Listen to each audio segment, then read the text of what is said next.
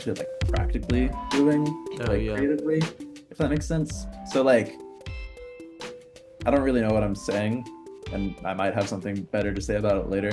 But like in some ways, it does a little bit feel like I'm getting really good at like understanding how all this voice leading and stuff works, but Hmm.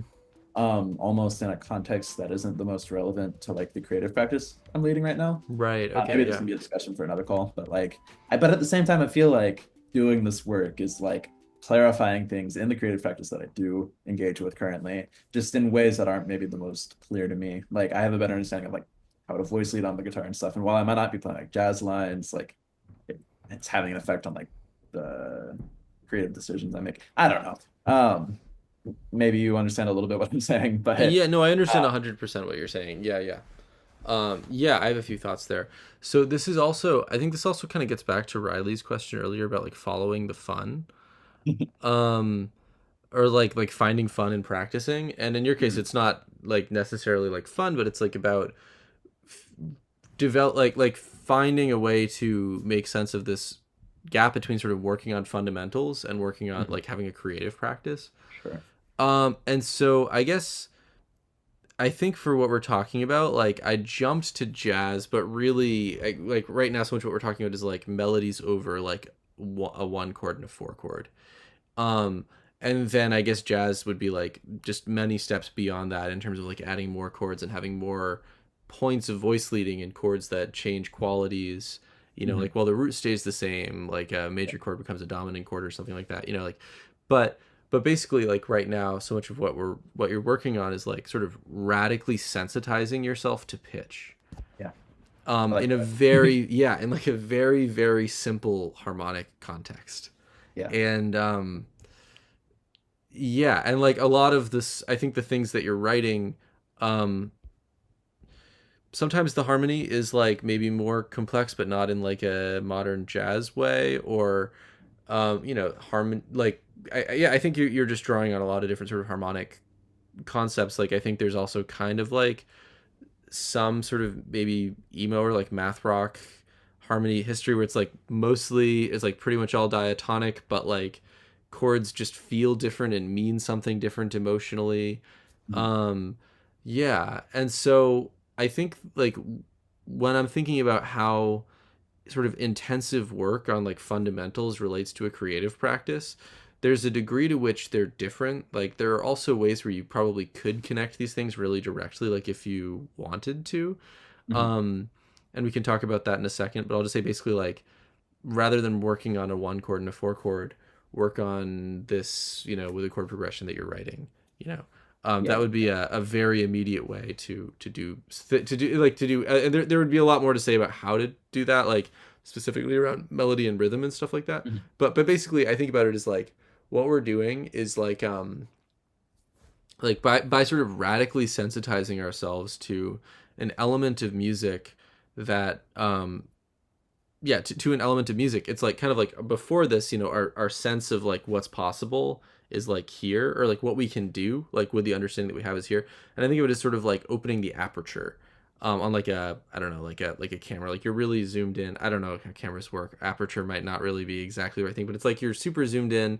You can see some stuff, but you can't access a lot of things that you know are nearby, but you can't quite get. And so it's just by like, I don't know, widening the scope or something. It's not really zooming out, but it's some other type of change. But all of a sudden you can like access more.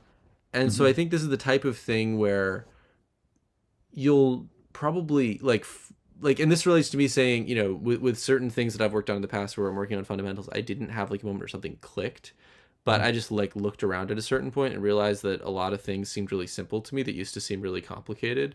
And so it's, I think just by building this like sensitivity to pitch, I think it'll come out in a lot of little ways. Yeah. But I don't know if there's going to be one moment where, and maybe there will be, and if so, that's really Mhm. cool. But where you're just like, oh, I Aha. can do this now. Yeah. Yeah, and I mean, I hope that you do have a big moment like that. But in case you don't, I think that's kind of what it's about.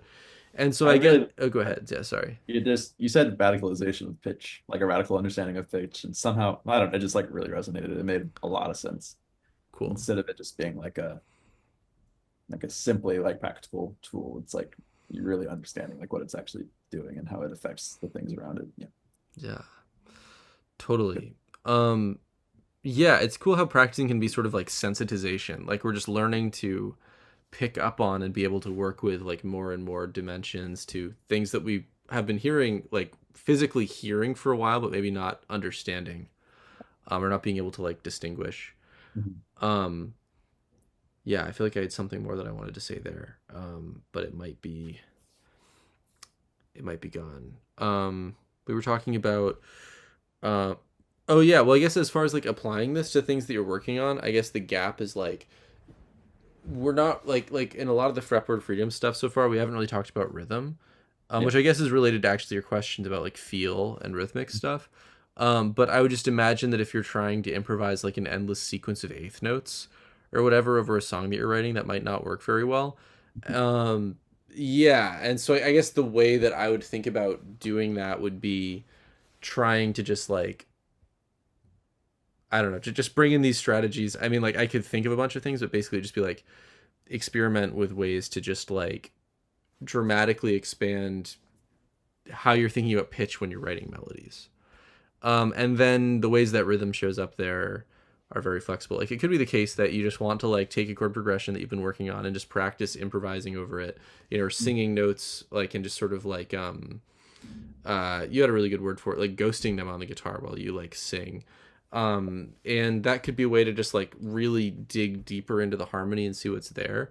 Yeah. You could also just try writing different melodies over the same chord progression and just see what types of different melodies you come up with, like as you know, and yeah, just thinking about different ways to dig in to the relationship between melody and harmony and the types of chord progressions that you're writing more, I think would be a way to apply this. Sweet. Thanks. Yeah, no problem. With something like guitar lessons, like I want to play that Robert Fripp solo, or like this is the sound I'm going for, versus with this class, it's more about finding your sound, which I think is extremely important if you're trying to create like meaningful music that connects with people, but also with yourself. Like none of us are blank slates. Everybody coming into this course identifies in some way or another as an artist or a musician who, again, hasn't necessarily unlocked what they want to unlock.